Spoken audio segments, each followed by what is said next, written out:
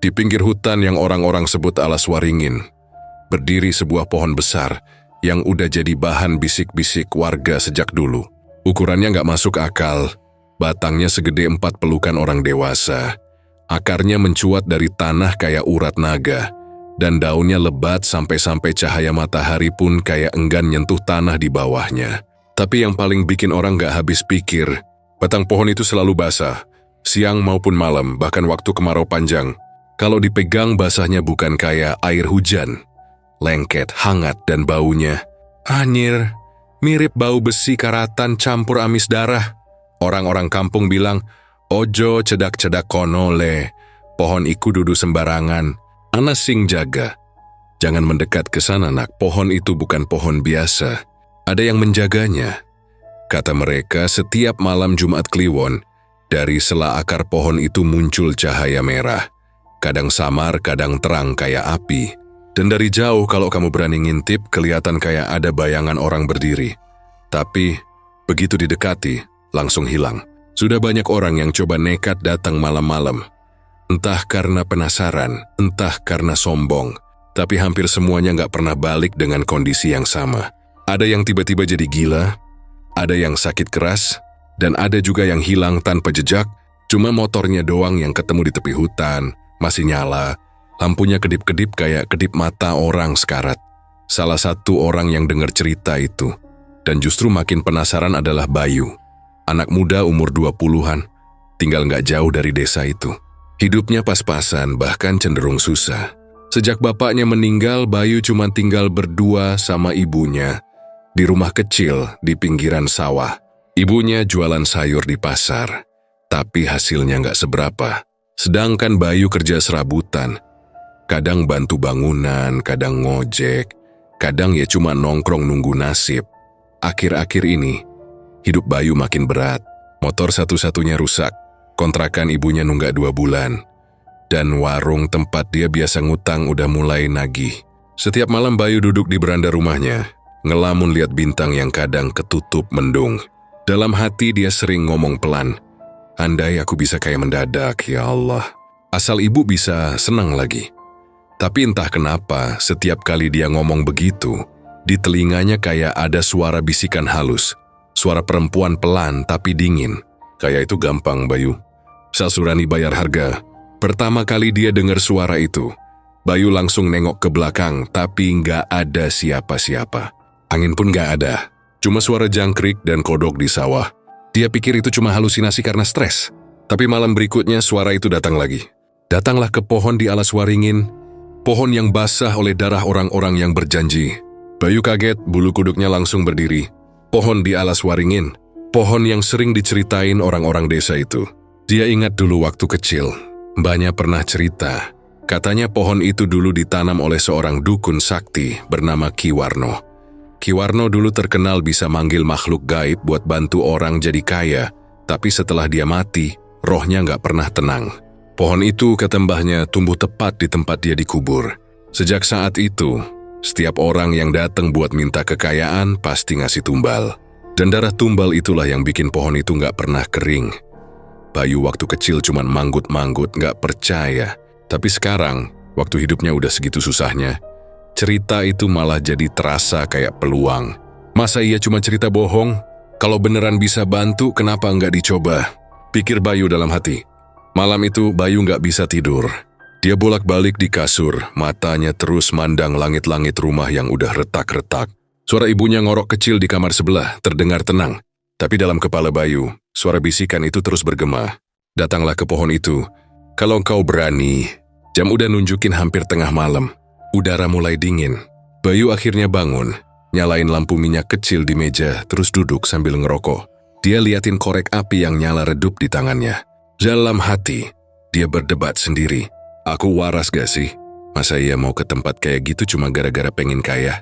Tapi di sisi lain dia juga ngerasa gak punya pilihan lain. Dunia kayak udah mentok buat dia. Orang-orang cuma bisa ngomong sabar, tapi gak ada yang tahu gimana rasanya hidup miskin tiap hari. Yowis lah, gumamnya pelan.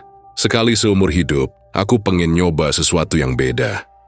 Besok paginya, Bayu nanya-nanya ke temannya yang kerja di kebun dekat Alas Waringin. Bro, si jalan ke pohon itu lewat mana sih?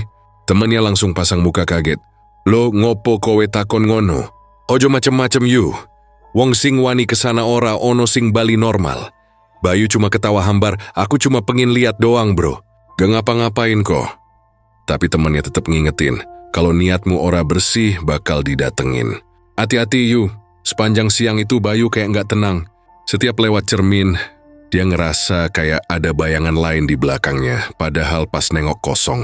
Suara-suara kecil kadang muncul di telinganya kayak orang bisik-bisik tapi terlalu jauh buat dimengerti. Kadang dia dengar kayak suara tawa perempuan, lirih tapi menusuk. Malamnya, tepat malam Jumat Kliwon, Bayu mutusin buat nekat. Dia bawa senter kecil, korek api, sama sebungkus rokok. Ibunya udah tidur, jadi dia pamit dalam hati aja. Maaf bu, aku cuma pengen nyoba peruntungan. Dia nyalain motornya pelan biar gak kedengeran. Jalanan ke arah hutan sepi banget. Lampu jalan cuma sampai di ujung kampung. Setelah itu cuma gelap dan suara serangga. Angin malam dingin menusuk. Tapi di dada Bayu malah panas. Antara takut dan penasaran. Setelah sekitar 10 menit, dia sampai di batas hutan. Di situ ada papan kayu kecil, tulisannya udah pudar. Dilarang masuk, berbahaya. Tapi Bayu cuma senyum miring. Larangan itu buat orang penakut, gumamnya.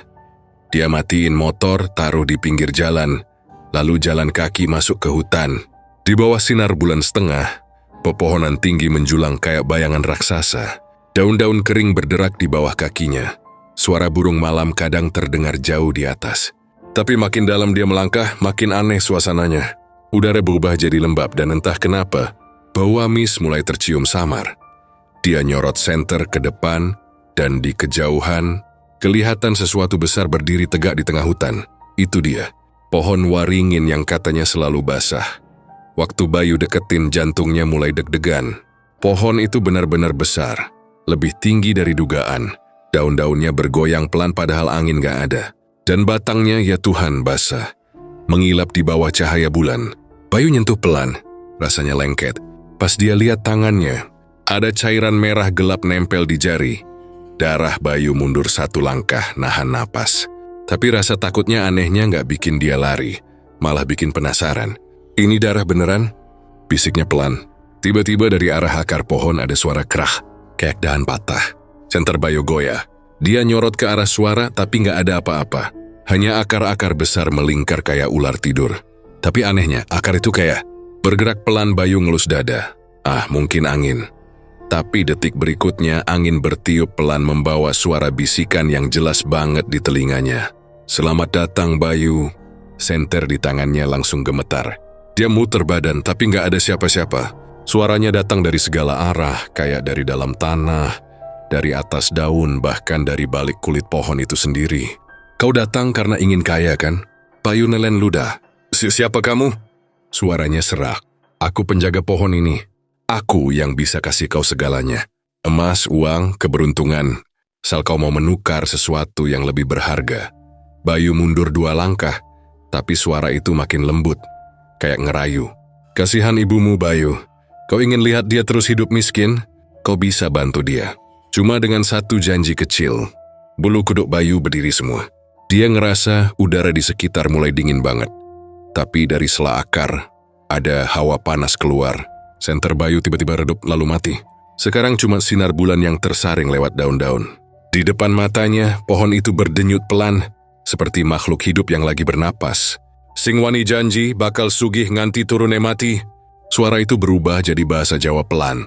Nadanya berat dan menggema di kepala Bayu. Siapa yang berani berjanji akan kaya sampai akhir hayatnya? Bayu nyaris gak bisa ngomong. Tapi entah kenapa, di hatinya muncul rasa tergoda. Dia pikir cuma janji doang. Siapa tahu ini cuma mimpi. Dia akhirnya buka mulut pelan. Aku mau. Aku pengen kaya. Aku pengen ibu bahagia. Begitu kata itu keluar, tanah di bawah kakinya bergetar. Dari sela akar keluar asap tipis, bau amis makin kuat. Di tengah asap itu, muncul tangan hitam berlendir yang pelan-pelan nyentuh dadanya. Dingin. Tapi di telinganya ada bisikan terakhir yang bikin darahnya beku. Janji diterima, tapi setiap berkah ada bayarnya. Ingat Bayu, pohon ini minum darah. Dan malam itu di alas waringin, untuk pertama kalinya setelah bertahun-tahun sepi, pohon itu mengeluarkan tetesan darah segar dari kulit batangnya. Dari jauh, kalau ada orang lewat, mungkin mereka bakal lihat cahaya merah samar keluar dari hutan. Tapi mereka nggak tahu, malam itu ada satu nama lagi yang baru ditulis di perjanjian pohon darah. Bayu pulang menjelang subuh. Matanya kosong, bajunya kotor kena tanah. Tapi aneh, langkahnya ringan. Di tangan kirinya ada batu kecil berwarna merah tua. Bentuknya bulat seperti darah yang membeku. Dia nggak tahu apa yang baru aja terjadi. Dia cuma tahu begitu matahari terbit nanti, hidupnya nggak akan sama lagi. Dan di dalam hutan, di bawah akar besar yang berdenyut, terdengar suara lirih perempuan tertawa kecil. Sugeng Rawuh, anak anyar. Selamat datang, anak baru. Malam itu udara dingin luar biasa, tapi Bayu seperti tidak merasakannya. Sejak kejadian aneh beberapa hari lalu, pikirannya tidak pernah tenang. Setiap kali dia mencoba tidur, selalu ada suara lirih memanggil namanya. Kadang dari arah jendela, kadang dari balik dinding, dan kadang justru dari dalam kepalanya sendiri. Suara itu lembut, seperti suara perempuan yang sedang menenangkan anak kecil. Tapi di balik kelembutannya ada sesuatu yang membuat bulu kuduknya berdiri setiap kali mendengar. Datanglah kembali ke pohon itu. Bawalah persembahan dan kau akan tahu rahasia kekayaan sejati. Begitu katanya berulang-ulang. Bayu mencoba menahan diri, mencoba meyakinkan dirinya kalau semua itu cuma halusinasi. Tapi rasa penasaran dan keinginan untuk lepas dari hidup yang serba kekurangan itu makin besar. Semakin dia menolak, semakin kuat bisikan itu memanggil. Sampai akhirnya malam Jumat berikutnya tiba, dan entah kenapa, tanpa sadar, Bayu sudah mempersiapkan semuanya. Dia ambil lilin kecil dari lemari, sebungkus dupa yang dulu pernah dipakai ibunya buat selamatan, dan selembar kain putih yang agak kotor. Ia juga bawa sedikit uang kertas, beberapa biji bunga melati, dan sebutir telur ayam kampung. Tidak tahu kenapa, tapi di dalam kepalanya seperti ada yang membisikkan, letakkan itu di bawah akar dan nyalakan api di tengah malam. Bayu berangkat sendiri, tanpa bilang siapapun. Langit malam itu gelap pekat, bulan bersembunyi di balik awan tebal, dan angin bertiup dari arah hutan, membawa aroma lembab tanah dan dedaunan busuk. Jalan menuju Alas Waringin benar-benar sepi. Sesekali terdengar suara burung hantu. Suaranya panjang dan dalam, seperti melengking memanggil sesuatu yang tak kasat mata. Begitu sampai di batas hutan, Bayu berhenti sebentar. Ia memandang papan peringatan yang sudah miring dan nyaris rubuh, yang tulisannya makin pudar. Dilarang masuk setelah matahari terbenam. Ia menarik napas panjang, mencoba menenangkan diri, lalu melangkah masuk dengan senter kecil di tangan. Setiap langkah yang ia ambil membuat tanah di bawah kakinya terdengar renyah. Daun-daun kering bergesekan pelan seperti bisikan samar. Udara di dalam hutan terasa berbeda. Tidak ada suara jangkrik, tidak ada hembusan angin. Semuanya sunyi, terlalu sunyi. Senter Bayu menyorot pepohonan tinggi. Dan di antara bayangan batang-batang itu, ada kabut tipis yang seolah mengikuti setiap gerakannya. Dia berjalan pelan, mengikuti jalan setapak yang sudah tertutup rumput liar. Di kejauhan, samar-samar terlihat pohon besar itu. Pohon waringin dengan batang tebal, dan daun yang lebat menutupi cahaya bulan. Setiap langkah mendekat ke pohon itu membuat jantung Bayu berdetak lebih cepat. Bau amis mulai terasa lagi, tapi kali ini lebih tajam dari sebelumnya. Seolah ada sesuatu yang menetes dari atas. Dan benar saja, ketika ia mengarahkan senternya ke batang pohon, terlihat cairan merah mengalir pelan dari celah kulit kayu, menetes ke akar. Cairan itu bukan getah, itu darah. Hangat, segar, dan berbau logam. Bayu menelan ludah. Tangannya gemetar saat meletakkan kain putih di bawah akar. Ia menata bunga melati di atasnya, lalu meletakkan uang dan telur di samping. Setelah semuanya tersusun, ia menyalakan lilin dan dupa. Api kecil dari sumbu lilin menari pelan, menyorot wajah Bayu yang pucat dan penuh keringat dingin. Aku nggak tahu siapa kamu, tapi kalau benar kamu bisa bantu aku, tolong bantu, ya, ucapnya pelan, hampir berbisik. Udara di sekitarnya tiba-tiba berubah. Angin kencang datang dari arah belakang, meniup daun-daun kering hingga beterbangan. Api lilin bergoyang hebat hampir padam, tapi entah kenapa tidak mati. Sementara itu kabut makin tebal, dan dari sela-sela kabut terdengar suara langkah pelan, seperti seseorang berjalan di tanah becek. Bayu menoleh kanan kiri. Tidak ada siapa-siapa, tapi saat ia menatap pohon di depannya, matanya menangkap sesuatu. Di antara lipatan akar besar, terlihat bayangan hitam bergerak pelan. Bayangan itu menegakkan diri, membentuk sosok tinggi kurus, berambut panjang dengan wajah yang tidak jelas karena tertutup kabut. Dari tubuhnya menetes sesuatu yang gelap ke tanah, dan setiap tetesnya menimbulkan suara tik, tik, tik yang menjijikkan. Lalu terdengar suara itu, lembut tapi jelas. "Kau datang juga, Bayu?" Suara itu bukan berasal dari sosok di depan, tapi dari segala arah. Seolah hutan ikut bicara. Bayu merinding sampai ke ujung kepala. "Kau ingin kaya, tapi sanggupkah kau bayar dengan darahmu sendiri?" Suara itu membuat tubuh Bayu kaku. Ia ingin lari, tapi kaki rasanya menempel di tanah. Tenggorokannya kering, tapi entah kenapa dari dalam dada muncul keberanian aneh. "Kirimo peace forward," pelan suaranya serak. "Saya sanggup. Asal saya nggak miskin lagi." Tiba-tiba angin berhenti, hening. Bahkan suara dedaunan pun hilang. Lilin di depan Bayu berhenti bergoyang.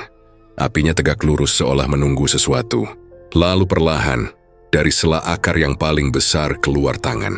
Kulitnya hitam legam, urat-uratnya menonjol dan di ujung jarinya menetes darah segar. Tangan itu dingin, berkilat dan berbau busuk seperti bangkai yang lama terkubur. Bayu menatap tangan itu tanpa berkedip.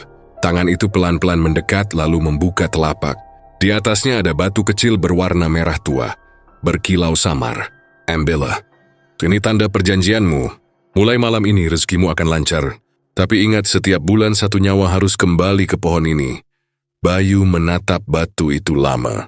Rasanya jantungnya hampir berhenti, tapi seperti orang yang kehilangan kendali.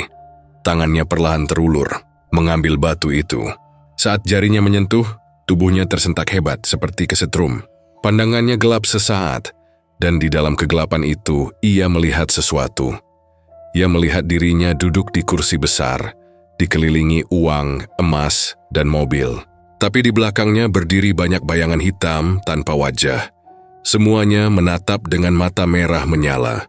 Mereka tidak berbicara, hanya menatap. Dan dari dada mereka menetes darah yang jatuh ke lantai, mengalir ke arah kaki Bayu. Ia berusaha mundur, tapi bayangan-bayangan itu makin mendekat. Lalu dari tengah mereka muncul sosok perempuan yang sama, tinggi. Rambutnya panjang sampai tanah, matanya hitam pekat, bibirnya tersenyum lebar. "Iki janji getih Bayu." "Wis ora iso bali. Ini janji darah, Bayu. Tidak bisa dibatalkan." Bayu berteriak, tapi suaranya tidak keluar. Seketika pandangannya kembali normal. Ia dapat masih berdiri di depan pohon. Lilin sudah padam, kabut mulai menghilang. Tapi di tangannya, batu merah itu kini bersinar lembut, seperti denyut jantung. "Humanting wow." Dek. Degersi pelan tapi nyata seolah batu itu hidup. Bayu berlari keluar hutan dengan napas tersengal. Ia tidak berani menoleh ke belakang. Tapi di antara deru napasnya, ia masih mendengar suara perempuan itu tertawa pelan. Semakin lama, semakin jauh. Begitu sampai di rumah, langit sudah mulai terang. Jom membuka pintu pelan, memastikan ibunya belum bangun. Di kamarnya, ia duduk di lantai, masih gemetar. Batu merah itu ia letakkan di atas meja. Saat cahaya matahari pagi menyentuhnya, warnanya berubah sedikit. Dari merah tua jadi merah darah segar. Bayu menatapnya lama. Di dalam hati masih ada rasa takut tapi juga rasa penasaran. Apakah semua itu nyata? Hari-hari berikutnya terasa aneh. Di pasar ibunya tiba-tiba laris jualan. Dagangan yang biasanya bersisa, kali ini habis sebelum siang. Uang yang masuk 2 kali lipat dari biasanya. Bayu juga tiba-tiba dipanggil kerja di proyek besar, padahal sebelumnya ditolak. Dalam seminggu, hidup mereka berubah drastis. Bayu mulai bisa bayar utang, bahkan beli motor bekas untuk kerja. Sisunya senang sekali mengira itu berkah. Tapi Bayu tahu, itu bukan kebetulan. Setiap kali dia buka dompet, batu merah itu selalu ada di dalamnya. Padahal dia tidak pernah sengaja membawanya. Kadang batu itu hangat, kadang dingin sekali. Dan anehnya, setiap kali dia pegang, di kepala muncul bayangan singkat. Wajah orang asing menatapnya, kemudian menghilang. Malam-malam pun mulai terasa berbeda. Bayu sering terbangun sekitar jam 2 pagi. Dari luar jendela, terdengar suara langkah pelan di halaman. kadang seperti suara orang berjalan tanpa alas kaki di tanah basah. Johnny mencoba mengintip, tapi yang terlihat cuma bayangan pohon pisang yang bergoyang. Tapi begitu dia hendak tidur lagi, terdengar bisikan di telinganya. Lembut tapi menusuk. Sebulan lagi 1 nyawa Bayu, pohon haus darah. Setiap mendengar itu tubuhnya gemetar. Yami mulai menyesal, tapi setiap kali melihat ibunya tertawa bahagia karena hidupnya mulai membaik, rasa bersalah itu tenggelam lagi. Mungkin aku cuma kebanyakan mikir, katanya menenangkan diri. Tapi jauh di dalam hatinya, ia tahu sesuatu telah berubah. Seminggu kemudian, satu kejadian mengubah segalanya. Tetangga mereka, Pak Surip, ditemukan meninggal di kebun belakang rumah. Tubuhnya kaku, wajahnya pucat, dan di lehernya ada luka kecil seperti gigitan. Darahnya hampir tidak ada. Polisi datang, warga heboh, tapi yang membuat Bayu hampir pingsan adalah ketika ia melihat sesuatu di dekat tubuh itu. Batu kecil berwarna merah, mirip dengan yang ia punya. Ia segera pulang, membuka dompet, dan batu miliknya hilang. Saat itu juga dadanya sesak, kepalanya berdengung, dan di telinganya terdengar suara tawa pelan. Janji wis diwiwiti, Bayu. Janji sudah dimulai, Bayu. Bayu berlutut di lantai, tangannya menutup telinga, tapi suara itu makin keras. Yui menangis memohon agar semua ini berhenti. Tapi di dalam pikirannya, pohon itu muncul lagi, berdiri di tengah hutan dengan akar-akar yang kini berlumur darah segar. Di salah satu akar tampak wajah Pak Surip muncul perlahan, matanya terbuka tapi kosong. Darah menetes dari bibirnya, mengalir ke tanah. Bayu menjerit sekencang-kencangnya, tapi suaranya tenggelam dalam malam yang tiba-tiba hening. Batu merah itu kembali muncul di meja kamar, berdenyut pelan seolah sedang bernapas. Dan di jauh sana, di tengah hutan alas waringin, pohon itu kembali basah, bukan karena hujan, tapi karena darah yang baru saja diterima. Sejak malam Bayu menerima batu merah itu, hari-hari berikutnya terasa seperti mimpi aneh yang jadi kenyataan. Hidupnya berubah cepat, begitu cepat sampai dia sendiri sulit mempercayainya. Bayu yang dulu susah cari kerja, kini malah ditawari pekerjaan bagus oleh bos proyek bangunan besar di kota. Gajinya tinggi dan anehnya, bos itu sendiri bahkan tidak tahu pasti kenapa memilih Bayu. Entah kenapa, perasaan saya bilang kamu orang yang pas, begitu katanya sambil menepuk bahu Bayu. Ibunya yang jualan sayur juga tiba-tiba laris manis. Dagangan yang biasanya sisa banyak, kini habis sebelum jam 9 pagi. Orang-orang kampung mulai heboh, mulai bisik-bisik di warung kopi. Bayu saiki kok sugih yo, padahal bien we enggel mangan, saiki wes nganggo motor anyar. Sekarang kok kaya ya? Dulu aja susah makan, sekarang sudah pakai motor baru. Bayu cuma tersenyum setiap kali dengar gosip itu. Dalam hatinya, ia tahu semua ini karena perjanjian malam itu. Tapi setiap kali ia mencoba berpikir lebih jauh, tubuhnya tiba-tiba merinding, seolah ada yang memperingatkan untuk tidak banyak bertanya. Sudah, nikmati saja dulu. Bisik lembut itu kadang masih terdengar di telinganya, terutama kalau malam mulai larut. Hari-hari pertama berjalan lancar. Uang datang terus, barang-barangnya laku keras di toko online yang dulu sepi pengunjung. Ia bahkan mulai dapat pelanggan dari luar kota. Tapi di balik semua keberuntungan itu, Bayu mulai diganggu hal-hal aneh. Setiap malam, tepat setelah jam 2 pagi, ia selalu terbangun. Tanpa alasan jelas, tubuhnya tiba-tiba dingin. Tapi telapak tangannya justru terasa hangat dan basah. Saat ia menyalakan lampu, matanya membelalak. Tangannya berlumur cairan merah gelap. Darah. Bayu menatap tangannya dengan panik, tapi beberapa detik kemudian cairan itu menghilang, seolah menyerap ke kulitnya. Dia menggigil, tapi mencoba berpikir logis. Mungkin cuma mimpi. Terus aku lagi halu, katanya pelan, berusaha menenangkan diri.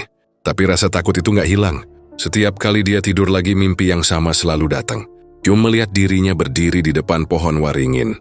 Tapi pohon itu bukan seperti yang dulu. Kali ini lebih besar. Akar-akarnya menjulur ke segala arah seperti tangan raksasa. Dan di antara akar-akar itu, ada banyak tubuh manusia. Mereka semua diseret ke bawah tanah, menjerit kesakitan. Sementara dari atas, darah menetes seperti hujan deras. Suara jeritan itu begitu nyata, sampai Bayu bisa mencium bau darahnya. Kadang ia melihat wajah-wajah yang ia kenal. Orang kampung, teman kerja, bahkan wajah ibunya sendiri. Tuyai menjerit dalam mimpi. tapi suaranya selalu tenggelam dalam suara perempuan yang tertawa pelan. "Iki regomu, Bayu. Ini harga yang harus kau bayar, Bayu." Setiap kali terbangun, napasnya terengah-engah, tubuhnya penuh keringat dingin. Ia tidak berani cerita ke siapapun, bahkan ke ibunya. Bayu mulai takut tidur. Takut kalau matanya tertutup, dia akan terjebak lagi di dalam mimpi itu. Hari berganti minggu. Mimpi buruk itu tetap datang, tapi sekarang ditambah hal-hal lain yang lebih nyata. Kadang dia mendengar langkah kaki di luar rumah saat tengah malam. Kadang ia mencium bau amis yang datang tiba-tiba tanpa sebab. Suatu kali waktu sedang makan malam bersama ibunya, sendok di tangannya bergetar sendiri, dan dari dalam piring, nasi yang putih perlahan berubah kemerahan. Ia terdiam, matanya membesar. Ibunya nggak melihat apa-apa, malah bertanya, "Kenapa, Yu? Kok bengong?" Bayu cuma menggeleng pelan dan pura-pura batuk. Tapi di kepalanya suara tawa perempuan itu kembali terdengar. "1 bulan lagi, Bayu, pohon haus." Kata-kata itu membuat perutnya mual. Ia tahu ada sesuatu yang akan datang, sesuatu yang tidak bisa ia hindari. Tapi bagian dirinya yang keras kepala masih menolak mengakuinya. Jun masih mencoba berpikir positif. Mungkin semua cuma kebetulan. Tapi alam semesta seolah menertawakannya. Seminggu kemudian, kejadian yang ia takuti datang. Tetangga sebelah rumahnya, Pak Darto, ditemukan meninggal dunia di halaman belakang rumahnya sendiri. Tubuhnya kering, pucat, kulitnya seperti disedot cairannya. Warga gempar. Polisi datang, tapi nggak menemukan jejak apapun. Tidak ada luka besar, tidak ada darah, cuma tubuh yang mengeriput. Dan mata yang terbuka lebar seolah melihat sesuatu yang menakutkan sebelum mati. Waktu Bayu datang ke sana, ikut bantu warga menutupi jenazah dengan kain, ia tiba-tiba merasa pusing. Dari antara kain yang menutupi wajah Pak Darto, ia sempat melihat sesuatu. Setitik merah kecil di dahi jenazah, seperti noda darah yang berbentuk bulat. Bentuknya mirip batu merah yang pernah diberikan kepadanya. Napas Bayu langsung sesak, tangannya gemetar saat ia mundur perlahan, mencari udara segar. Sampai di rumah, ia langsung membuka laci tempat ia menyimpan batu itu. Tapi batu itu tidak ada di sana. Ia mencari di dompet, di tas, di meja, tidak ada. Batu itu hilang, sama seperti waktu Pak Surip meninggal dulu. Dan malamnya, saat Bayu mencoba tidur, ia tahu semuanya benar. Dalam mimpinya, ia kembali berada di bawah pohon itu. Kali ini darah yang menetes lebih banyak. Dari sela akar muncul wajah Pak Darto, menatapnya dengan mata kosong. "Kenapa, Yu?" "Kenapa aku?" Bayu tuh menjerit tapi tidak bisa bergerak. Akar-akar itu menyentuh kakinya, dingin dan basah. Dari kegelapan, muncul sosok perempuan berambut panjang itu lagi. Ia melayang pelan, mendekati Bayu. Wajahnya samar tapi senyumnya jelas terlihat lebar dan menyeramkan. "Kau sudah janji, Bayu. Pohon harus diberi makan." Bayu berusaha melawan tapi tubuhnya tidak bisa digerakkan. Sosok itu tertawa pelan, suaranya menggema di antara pepohonan. "Sing sugih, sing kudu bayar. Yang kaya harus membayar." Bayu terbangun dengan napas tersengal, keringatnya bercucuran. Tapi yang paling membuatnya ngeri, tangannya lagi-lagi basah, dan kali ini jelas-jelas warna merah darah menetes dari jari-jarinya ke lantai. Ia berlari ke kamar mandi, mencuci tangan dengan sabun, tapi darah itu tidak mau hilang. Ia mengisi berkali-kali sampai kulitnya hampir terkelupas. Baru setelah itu darahnya hilang, tapi meninggalkan rasa perih dan panas di kulit. Sejak hari itu Bayu jadi orang yang berbeda. Ia mulai jarang keluar rumah. Kalau siang ia duduk di depan rumah memandangi jalan kosong. Kalau malam, ia menatap langit sambil menggenggam batu merah yang entah bagaimana selalu kembali ke tangannya. Ibunya heran, tapi Bayu hanya bilang, "Capek kerja, Bu." Ia tidak berani cerita. Siapa yang bakal percaya kalau ia bilang dirinya sedang dihantui pohon yang hidup dari darah manusia? Waktu terus berjalan, dan hidup Bayu makin aneh. Setiap kali ia dapat uang banyak, selalu ada kabar orang meninggal di sekitar desa. Kadang warga jauh, kadang orang yang pernah ia temui di pasar. Semuanya meninggal dengan tubuh kering, pucat, dan mata terbuka lebar. Desas-desus mulai menyebar. Orang-orang bilang ada makhluk halus yang berkeliaran mencari tumbal. Tapi Bayu tahu, semua itu bukan kebetulan. Ia tahu setiap kematian itu ada hubungannya dengan dirinya. Suatu malam, ketika ia duduk di kamar sambil menatap batu merah itu, tiba-tiba lampu padam. Rumah gelap gulita. Dari luar jendela terdengar suara angin kencang. Tapi angin itu bukan suara biasa. Di dalamnya ada bisikan, seperti banyak orang berbicara bersamaan. Lalu dari pojok kamar, Bayu mendengar suara tetesan cairan. Tik, tik, tik. Ia menyorot dengan senter dari ponselnya dan darah menetes dari langit-langit kamar. Bayu terpaku. Di atas muncul bayangan samar seperti seseorang tergantung. Tapi begitu ia mendekat, bayangan itu hilang. Johnny berlari keluar kamar, tapi langkahnya terhenti di depan pintu. Di sana berdiri sosok perempuan dengan rambut panjang, menutupi wajahnya. Tubuhnya basah kuyup seperti baru keluar dari hujan darah. Bayu mundur hampir terjatuh. Bayu, suara itu lembut, tapi dinginnya menembus sampai tulang. Waktumu belum habis. Tapi jangan lupa, sebulan lagi darah lagi. Setelah berkata begitu, sosok itu lenyap. Hanya meninggalkan genangan air merah di lantai yang perlahan mengering sendiri. Bayu terduduk lama di lantai, gemetar tanpa suara. Dia tahu. Ya sudah terlalu ondal. Ia sudah membuat perjanjian yang tidak bisa diputus. Ia sebihuan tidak tahu mana caranya berhenti. Dalam hatinya, ada bagian kecil yang ingin menolak semua ini, ingin kabur, ingin memohon ampun. Tapi setiap kali ia berpikir begitu, bisikan lembut muncul lagi di telinganya, menenangkan tapi menyesatkan. Kau hanya perlu membiarkan semuanya berjalan. Pohon akan memilih sendiri. Kau tidak perlu kotor tanganmu. Kalimat itu membuat Bayu makin gelisah. Jadi takut bertemu orang, takut bersentuhan dengan siapapun, karena ia tidak tahu siapa yang akan jadi korban berikutnya. Tapi dunia tidak bisa dihentikan. Waktu terus berjalan bulan demi bulan. Setiap bulan satu nyawa hilang di sekitar desa, selalu dengan cara yang sama. Tubuh kering, darah lenyap, mata terbuka. Dan setiap kali itu terjadi, batu merah di tangan Bayu selalu bersinar terang malamnya. Seolah sedang minum puas dari darah korban terakhir.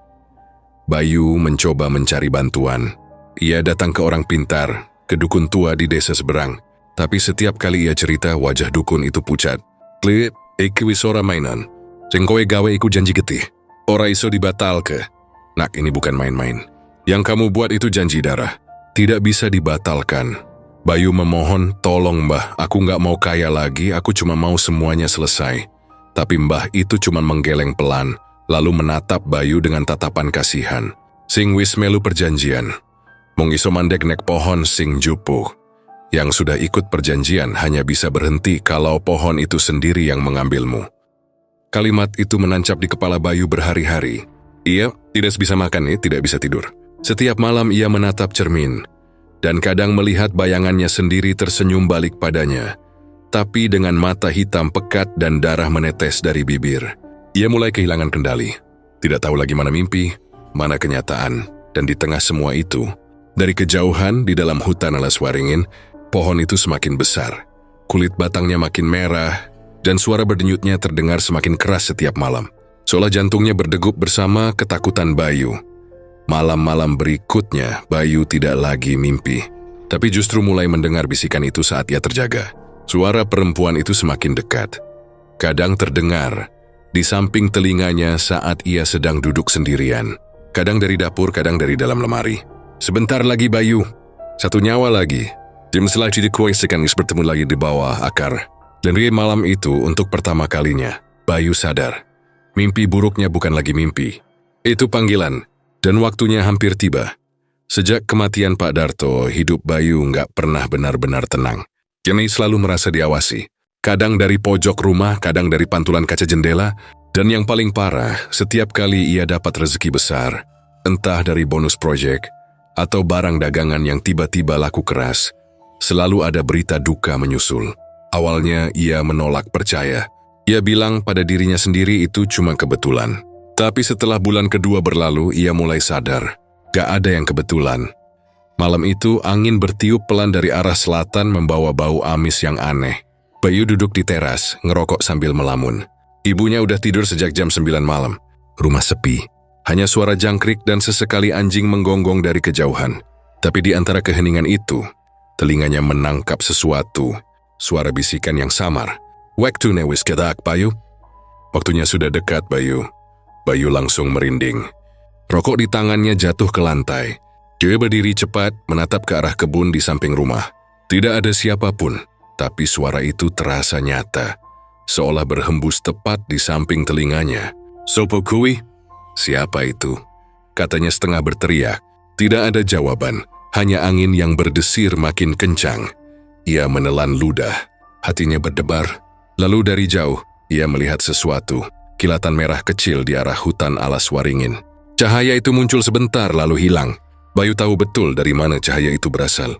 Pohon itu, malamnya ia nggak bisa tidur. Setiap kali memejamkan mata, bayangan pohon itu muncul. Akar panjangnya seperti tangan yang menjulur, mencari sesuatu. Dan dari kegelapan, suara perempuan itu muncul lagi, kali ini lebih jelas, lebih dekat. Waktunya tumbal kedua, Bayu tersentak bangun. Napasnya memburu. Ia menatap sekeliling kamar, memastikan semuanya nyata. Tapi di meja, batu merah itu kembali ada. Padahal kemarin dia yakin sudah membuangnya ke sungai. Batu itu bersinar pelan, seperti sedang bernapas. Yuya menggenggamnya erat, matanya berkaca-kaca. "Cukup, aku nggak mau lagi," bisiknya. Tapi batu itu terasa hangat di telapak tangannya. Makin lama makin panas sampai ia harus menjatuhkannya. Dari batu itu terdengar suara samar, seperti tawa kecil. Keesokan harinya Bayu mencoba bertingkah normal. Yang bantu ibunya jualan, pura-pura tenang. Tapi matanya sayu, wajahnya pucat. Beberapa temannya datang, salah satunya Riko, sahabat dekatnya sejak kecil. Riko orangnya santai, suka bercanda. Dan yang paling penting, dia selalu ada buat Bayu waktu susah dulu. "Yu, kowe pietu saiki. Kok jarang nongol?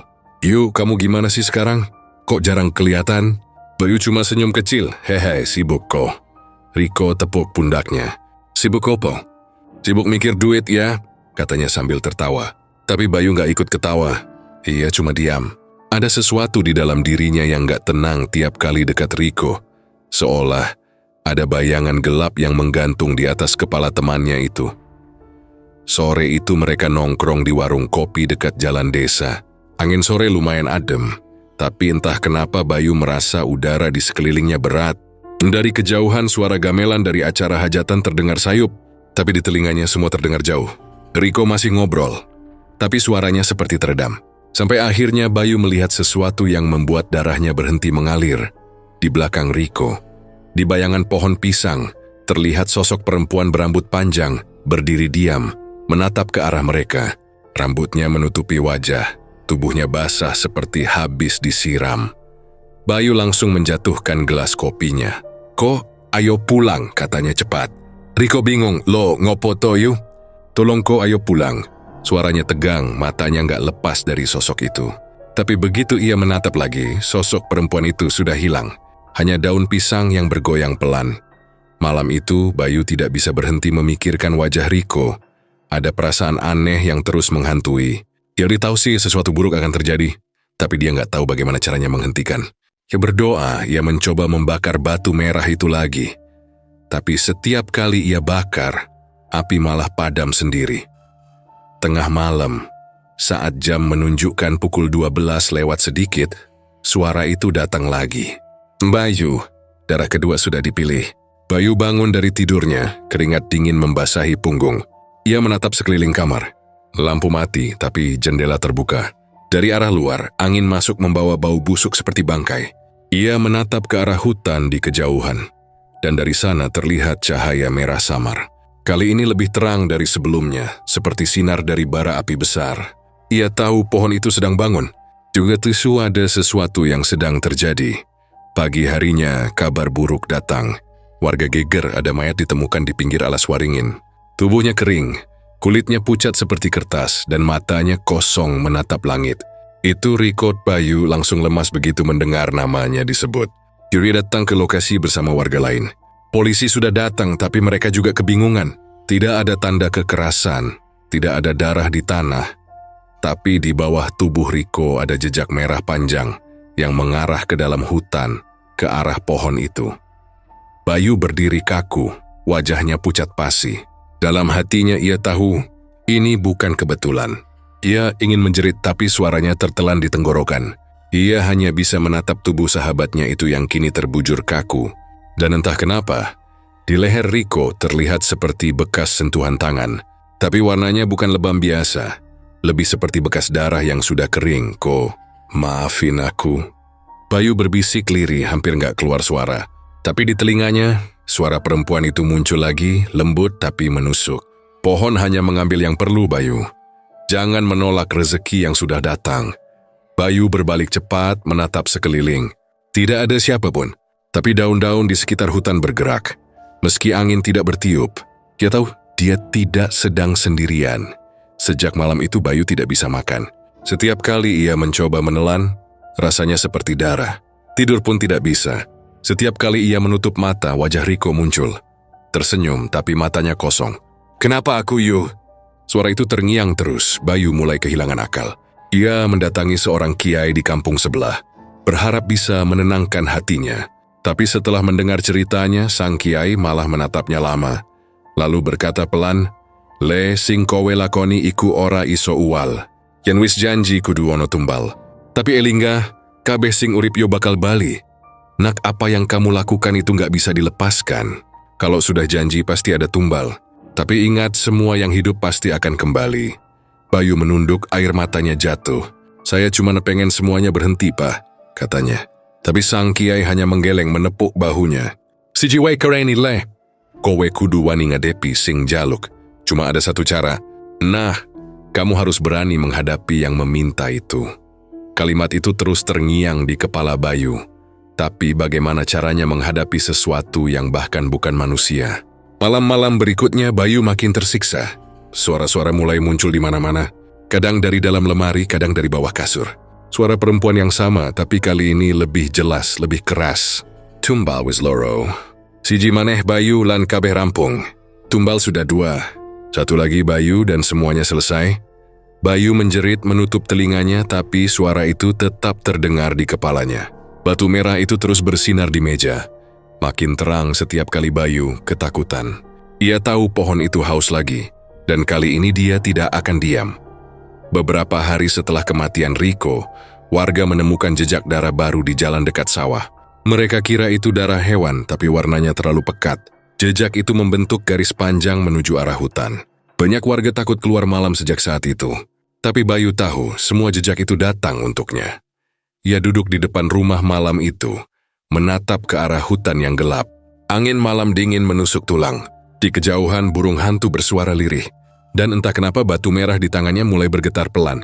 Di Mers ada sesuatu yang bergerak di dalamnya. Seperti jantung yang berdetak. Bayu menggenggamnya kuat-kuat, matanya berair. "Aku nggak mau lagi," katanya lirih. Tapi suara itu datang lagi.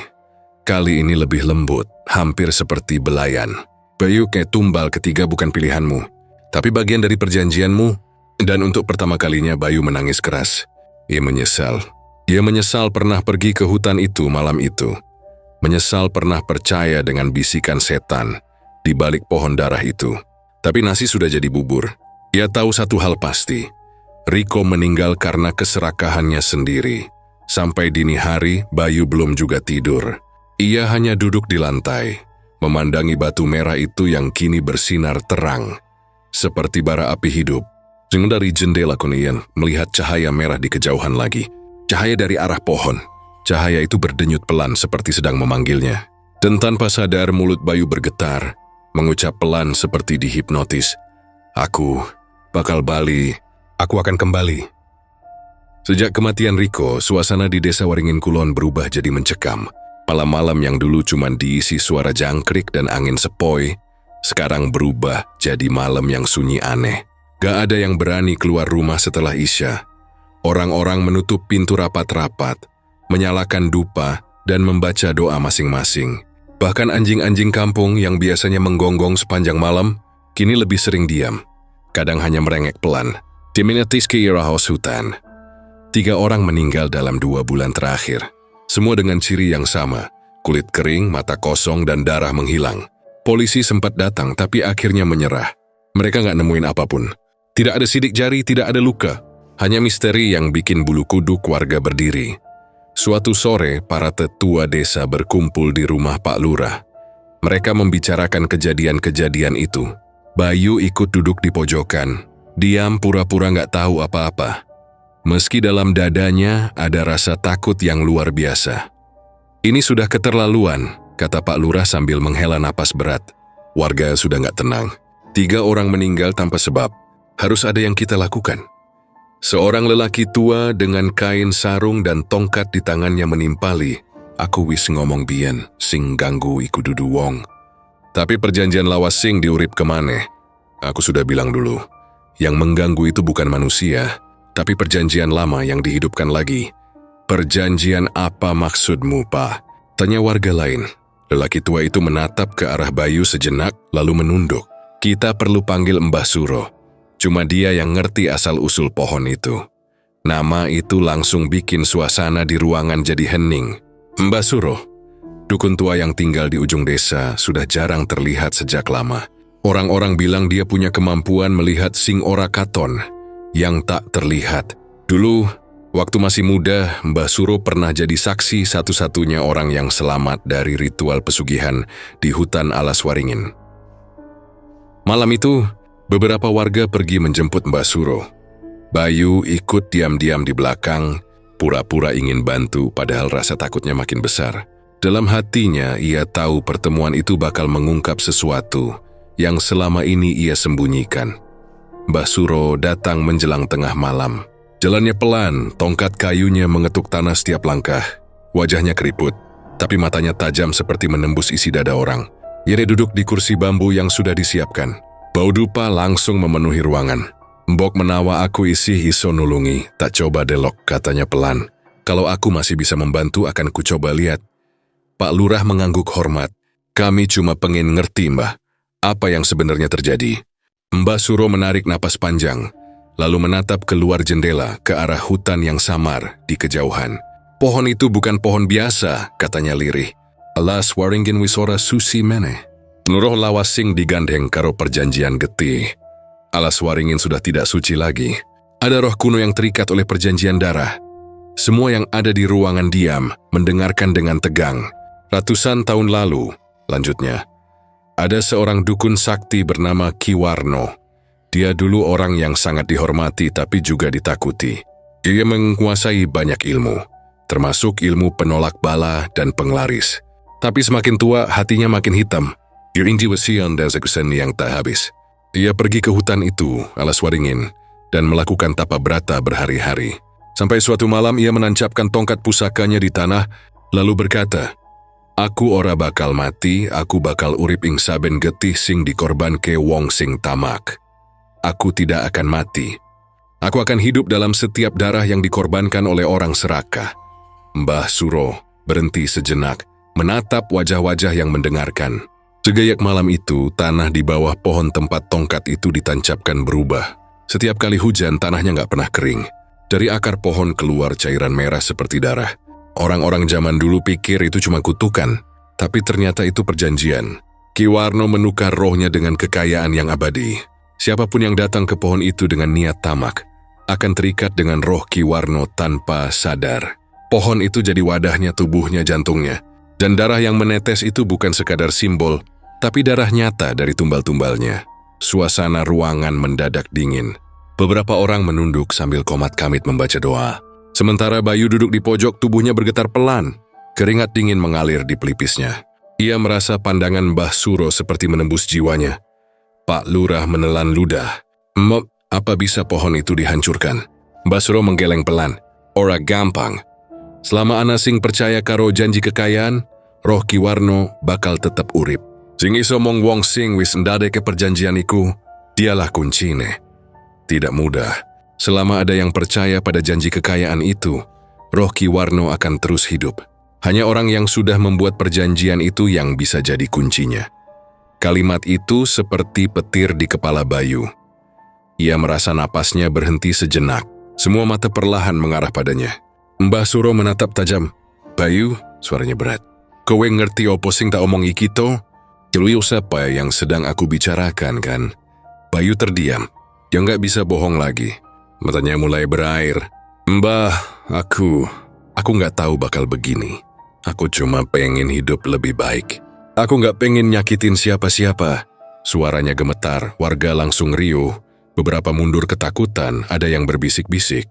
Pak Lurah berdiri, wajahnya tegang. Jadi kamu yang bikin semua ini terjadi, Yu? Bayu menunduk, air matanya jatuh. Aku nggak tahu, Pak. Aku cuma datang ke pohon itu, minta rezeki.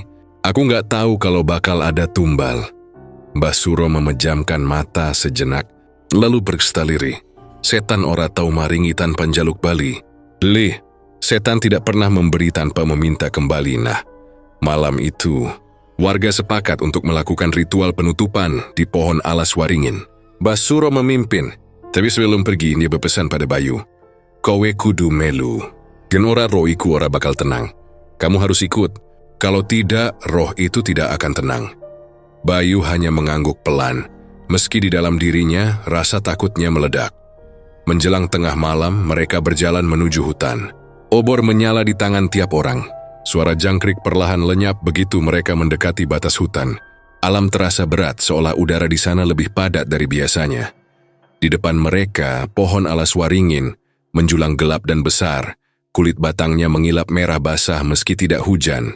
Tanah di sekitarnya lembab dan berbau amis. Bayu menggigil, langkahnya berat, tapi Mbah Suro menggandeng lengannya. "Wani ora wani, kudu rampung bengi iki. Berani gak berani, harus selesai malam ini." Mbah Suro mulai menancapkan dupa di tanah, membacakan doa-doa dalam bahasa kuno. Angin berhembus kencang tiba-tiba, membuat obor warga hampir padam. Dari arah pohon terdengar suara lirih, seperti napas. Lalu dari sela-sela akar, keluar cairan merah pekat menetes pelan, membentuk genangan kecil di kaki mereka. Bayu memejamkan mata, gemetar. Dalam hatinya suara itu datang lagi. Suara perempuan yang dulu menawarinya perjanjian. "Kenapa engkau bawa mereka, Bayu? Ini urusan kita berdua." Bayu membuka mata lebar-lebar. Napasnya memburu. "Pergi, aku gak mau lagi ikut kau." Teriaknya, tapi suara itu malah tertawa. Lembut tapi menakutkan. "Kau sudah jadi bagianku, Bayu. Darahmu, janjimu, dan nyawamu." Tiba-tiba tanah di bawah mereka bergetar. Warga menjerit. Akar-akar besar keluar dari tanah, melingkar di antara kaki mereka seperti ular hidup. Salah satu akar melilit kaki Bayu, menariknya ke arah batang pohon. Dia menjerit keras, tubuhnya terseret lumpur. Mbah Suro cepat membaca mantra, memukul akar itu dengan tongkat kayunya, tapi akar itu hanya mundur sedikit, lalu menggeliat lagi, kali ini lebih cepat. "Bayu, lari!" teriak Mbah Suro, tapi Bayu tidak bisa. Akar itu sudah melilit pinggangnya. Dari batang pohon, muncul wajah samar perempuan berambut panjang, tapi di dalam wajah itu, perlahan terlihat sosok lelaki tua dengan mata merah menyala. Wajah Ki Warno. "Wong sing janji karo aku ora iso uwal." Orang yang berjanji denganku tidak bisa lepas. Suaranya bergema di seluruh hutan, membuat semua warga mundur ketakutan. Bayu menjerit, tapi di antara teriakannya, ia mendengar suara Riko. "Ayo, Yu. Ayo putuskan, lawan dia." Bayu membuka matanya lebar menatap langit. Dalam kepalanya semua wajah korban muncul satu persatu. Pak Darto, Riko, bahkan orang-orang yang tidak ia kenal. Semuanya memandangnya dengan mata kosong, tapi seolah meminta dia melakukan sesuatu. Dengan sisa tenaga, Bayu meraih batu merah di saku celananya. Batu itu bersinar terang bergetar di tangannya. Dia mentap pohon itu dengan marah. Matanya merah, penuh air mata. "Kalau ini harga yang harus aku bayar, ambil aku. Tapi biarin yang lain bebas." Begitu kata itu keluar dari mulutnya, angin langsung berputar kencang. Piobor padam bersamaan. Dari pohon itu keluar cahaya merah menyilaukan. Semua orang menutup mata. Akar yang melilit Bayu tiba-tiba berhenti bergerak. Batu merah di tangannya meleleh, berubah jadi darah cair, menetes ke tanah, dan dari dalam pohon terdengar jeritan panjang. Bukan jeritan manusia, tapi sesuatu yang dalam, berat, dan penuh amarah. Ketika angin berhenti dan cahaya memudar, pohon itu kembali diam. Kulit batangnya yang tadi basah kini perlahan mengering, darah yang mengalir di tanah menyerap habis, dan Bayu hilang. Hanya tersisa baju yang sobek dan genangan kecil darah di akar pohon. Mbah Suro menatap ke arah itu lama, lalu berkata lirih, "Wis rampung. Nanging regane larang banget, sudah selesai. Tapi harganya terlalu mahal." Warga yang tersisa menangis. Ada yang berdoa, ada yang hanya terdiam dengan wajah pucat. Mereka pulang menjelang subuh, meninggalkan hutan yang kini kembali sunyi. Tapi Mbah Suro tetap berdiri di sana, menatap batang pohon yang sudah kering. Hinetewo, mesi bonon tudim, perjanjiannya belum sepenuhnya mati. Karena dari sela-sela akar, masih terdengar suara pelan. "Si Jimane, Mung siji maneh. Satu lagi. Hanya satu lagi. Sejak malam ritual di alas waringin itu, Bayu merasa hidupnya bukan miliknya lagi. Seitak smoshing story, dia masih hidup. Atau setidaknya, itu yang dia kira. Tapi setiap hari sejak malam itu, dunia di sekitarnya mulai terasa aneh. Sunyi tapi menekan, seolah udara sendiri gak mau bersentuhan dengannya. Bayu duduk di depan rumah kontrakannya. Malam itu sepi, cuma suara jangkrik yang samar-samar terdengar dari kejauhan. Tapi di telinganya, ada suara lain. Pelan sayup seperti seseorang berbisik tepat di belakang telinganya. Tolong aku. Bayu langsung menoleh cepat tapi gak ada siapa-siapa. Pundaknya merinding, nafasnya berat, dia berdiri memandang ke halaman depan yang gelap. Lampu jalan sudah mati sejak sore. Dan bulan malam itu tertutup awan. Dia menelan ludah. Mungkin cuma halusinasi, bisiknya pada diri sendiri. Tapi hatinya tahu itu bukan halusinasi. Beberapa hari setelah kejadian di hutan, Bayu mulai melihat hal-hal yang gak bisa dijelaskan. Dinding rumahnya yang dulu bersih, sekarang kadang terlihat lembab, basah, dan berwarna merah gelap. Kalau disentuh, ada bau amis seperti besi karatan. Kadang Bayu lihat dinding itu benar-benar menetes, 1 tetes, 2 tetes, seperti darah menetes dari dalam tembok. Suatu malam saat ia sedang duduk menatap dinding itu, tiba-tiba terdengar suara dari arah dapur. Suara langkah kaki pelan menyeret sesuatu di lantai. Bayu menahan napas. Dia ambil pisau dapur di meja, lalu jalan perlahan. Siapa di situ? Suaranya parau, sunyi. Tapi begitu dia melangkah masuk ke dapur, lampu di sana berkedip 2 kali lalu mati. Dari dalam kegelapan muncul suara napas berat. Bayu, suara itu serak seperti datang dari tenggorokan yang dipenuhi darah. Bayu mundur. Siapa? Lampu tiba-tiba menyala lagi. Dan di depan kulkas berdiri sosok Riko, temannya yang sudah mati. Wajahnya pucat, bibirnya sobek, matanya kosong. Tapi yang paling bikin Bayu hampir jatuh, dada Riko bolong seperti terbakar dari dalam. Kenapa you? Kenapa aku? Bayu terjatuh menjatuhkan pisaunya. Riko, aku nggak bermaksud, aku nggak tahu bakal begini. Sosok Riko berjalan pelan ke arahnya. Setiap langkahnya meninggalkan jejak darah di lantai. Kowe janji, saben bulan siji. Kau janji, setiap bulan 1. Bayu menutup telinganya. Cukup, jangan ganggu aku lagi, teriaknya. Tapi suara itu nggak berhenti. Bahkan semakin banyak. Dari arah kamar mandi, dari balik dinding, dari bawah lantai. Semuanya terdengar jeritan, tangisan, bisikan minta tolong. Malam itu Bayu kabur dari rumahnya. Ia lari tanpa alas kaki, napasnya terengah. Jalanan desa gelap, hanya diterangi sinar redup bulan yang tertutup awan. Tapi di setiap sudut jalan yang ia lewati, ia merasa dilihat. Dari jendela rumah kosong, dari balik pohon, dari genangan air di parit, selalu ada mata yang menatap. Sampai akhirnya, ia berhenti di tepi hutan alas waringin. Hutan itu seperti memanggilnya.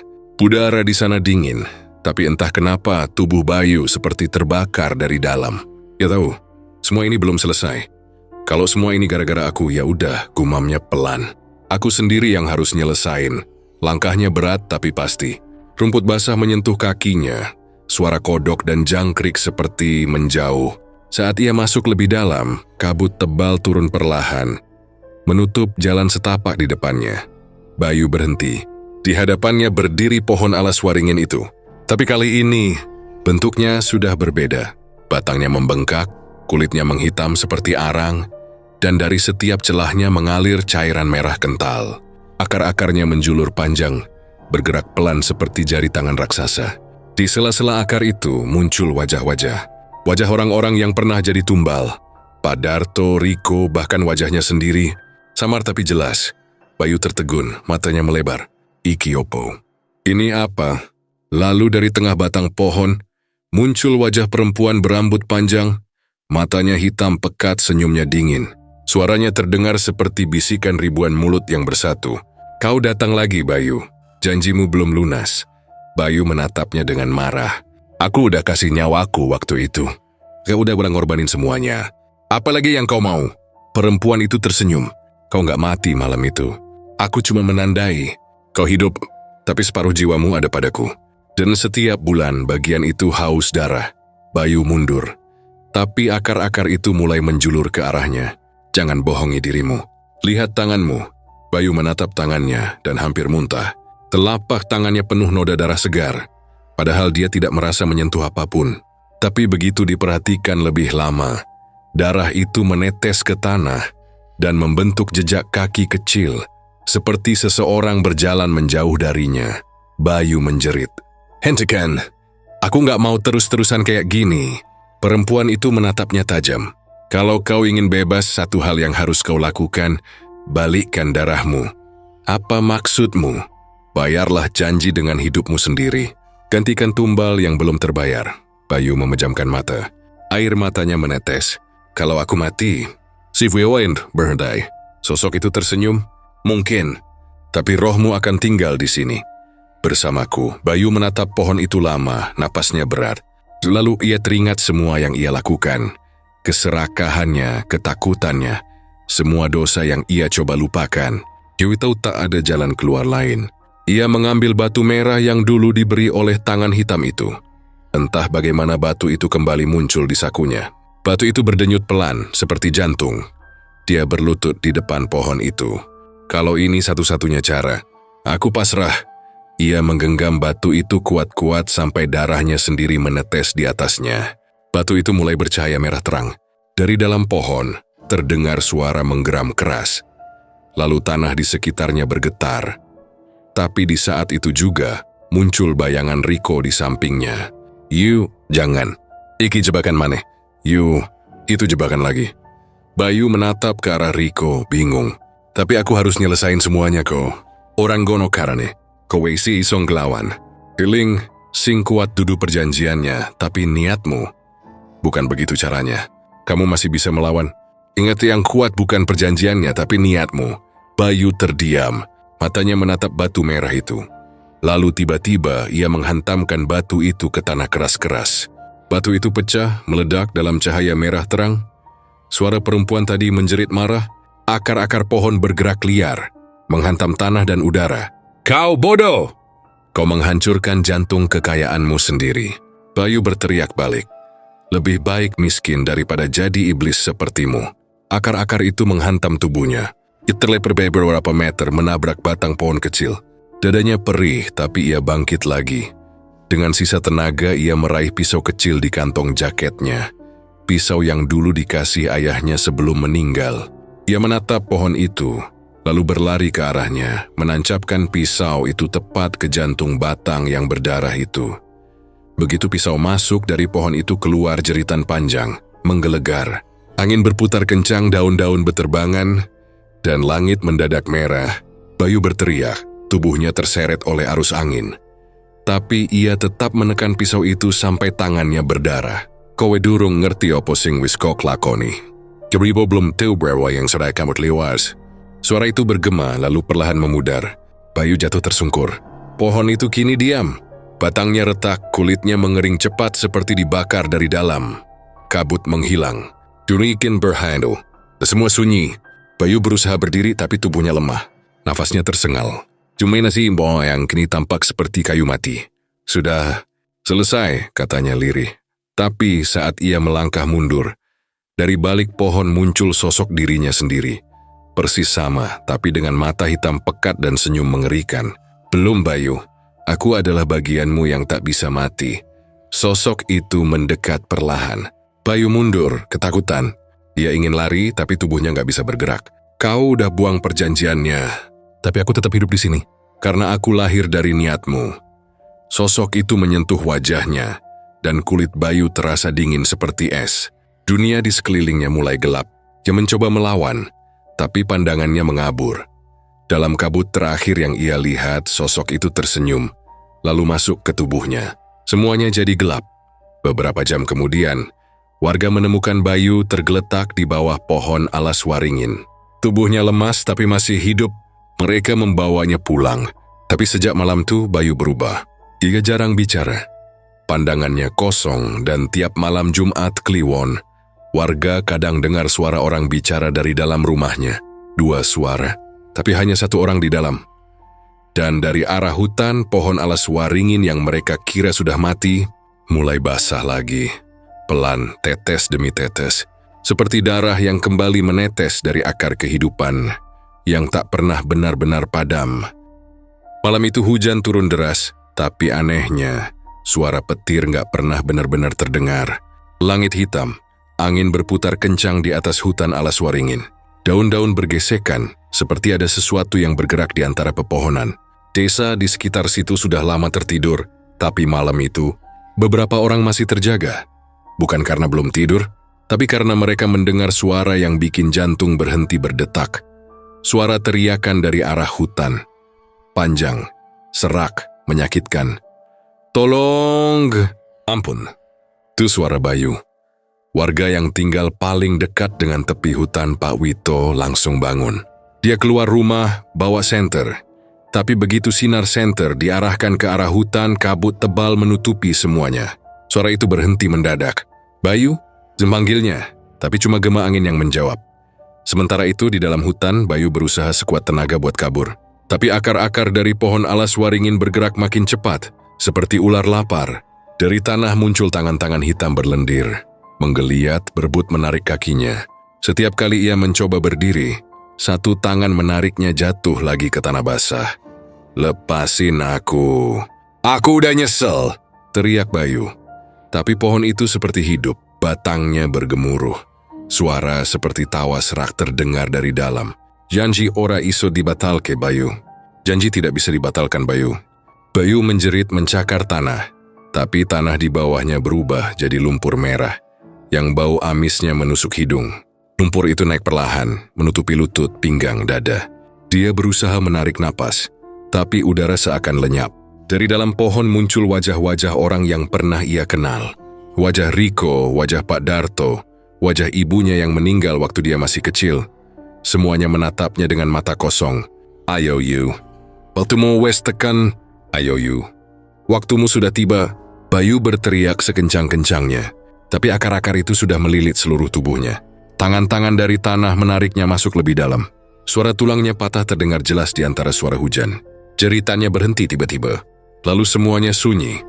Hanya pohon itu yang masih berdiri di tengah kabut, dengan batangnya yang perlahan berubah warna jadi merah tua, berdenyut seperti nadi manusia.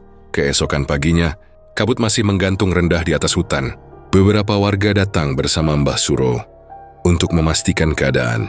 Mereka berjalan pelan dengan hati-hati sambil membawa dupa dan air doa.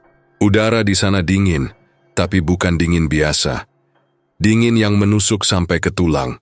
Begitu sampai di tengah hutan, mereka langsung berhenti. Pohon alas waringin kini terlihat jauh lebih besar dari sebelumnya. Batangnya menggelembung, kulitnya licin dan basah seperti habis disiram sesuatu. Tapi bukan air. Warnanya terlalu gelap, ya Allah. Bisik salah satu warga Mbah Suro jalan paling depan. Ia menatap pohon itu lama tanpa berkata apa-apa. Tapi kemudian matanya membesar. Di sisi batang pohon itu, tampak sesuatu yang bikin semua orang mundur ketakutan. Wajah manusia, menonjol keluar dari kulit pohon seolah tertanam di sana. Matanya terbuka lebar, membeku dalam ekspresi ketakutan yang tak bisa dijelaskan. Mulutnya terbuka sedikit, seperti ingin menjerit tapi tertahan. Dan yang paling mengerikan itu wajah Bayu. Warga langsung teriak histeris. Beberapa menjatuhkan dupa. Yang lain langsung mundur sambil beristighfar keras-keras. Tapi Mbah Suro tetap berdiri di situ. Matanya menatap lurus pada wajah itu. Wis kelekon, katanya pelan. Rocky Warno wes nemu awa anyar. Sudah terjadi. Rocky Warno sudah menemukan tubuh barunya. Tanah di sekitar akar pohon itu terasa bergetar pelan. Dari sela akar, keluar darah segar mengalir pelan seperti air hujan. Suara lirih terdengar dari dalam batang pohon. Suara napas berat yang terputus-putus, lalu disusul suara tawa rendah, pelan tapi jelas. Warga nggak berani lama-lama di sana. Mereka lari terbirit-birit keluar dari hutan, meninggalkan Mbah Suro yang masih berdiri dengan wajah muram. Setelah semua pergi, Mbah Suro menatap pohon itu untuk terakhir kali. Wes wayahe aku lungo saka kene, katanya lirih. Alas iki wis ora iso diselametke maneh. Sudah waktunya aku pergi dari sini. Hutan ini tidak bisa diselamatkan lagi. Sejak hari itu, tidak ada satupun warga yang berani lewat dekat alas waringin, apalagi malam-malam. Mereka percaya pohon itu sekarang bukan cuma tempat roh jahat berdiam, tapi sudah jadi tubuh baru Ki Warno dengan wajah Bayu sebagai pintu masuknya. Namun malam-malam di desa itu tidak pernah benar-benar tenang lagi. Kadang ketika angin lewat dari arah hutan, terdengar suara samar dari kejauhan. Suara seseorang menangis pelan, lalu tertawa seperti orang gila. Aku ora pengen. Aku omong pengen sugih.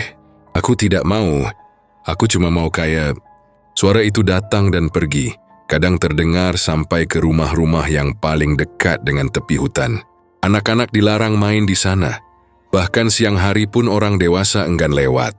Beberapa bulan berlalu. Musim hujan datang lagi. Tapi meskipun hujan deras, pohon alas waringin gak pernah kelihatan basah oleh air.